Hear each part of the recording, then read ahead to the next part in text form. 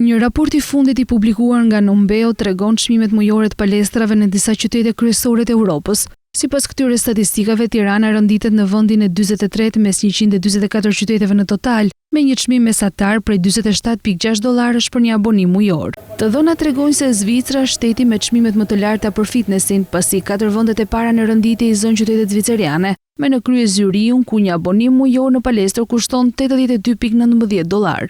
Por sa përqind e pagës shkon për abonimin mujor në palestër. Gjatë tremujorit të tretë të vitit 2024, paga neto mesatare për një shqiptar ishte rreth 62.000 lekë, ndërsa çmimi mesatar i një abonimi në palestër shkon në 4.350 lekë. Kjo do të thotë se 7% e pagës së një shqiptari mesatar mund të shkojë vetëm për abonimin mujor në palestër, pa përfshirë shpenzime të tjera si veshjet apo aksesorë të nevojshme për palestrën. Sa i përket Shqipërisë, rezulton se është shteti me çmimin më të lartë për palestrat në rajon. Kosova rënditet në vendin e 141 me një abonim mujor për $23.4. Ndërkohë Serbia ka përfaqësimin e 3 qyteteve në listë dhe sërish ofron çmime më të ulta se Shqipëria. Në Beograd, shuma mujore për një palestër ka vlerën e $36.79, duke u renditur në vendin e 103. Nga ana tjetër, Mali i Zi rënditet në vend të 60, ku abonimi mujor kushton $42.85, ndërkohë Sarajeva e Bosnjë-Hercegovinës ndodhet në vendin e 114, ku një muaj palestër paguhet $33.6. Ajo që bie në sy nga këto statistika është se çmimi i palestrës në Shqipëri është shumë më i lartë se në disa qytete të mëdha të zhvilluara si Parisi, Madridi,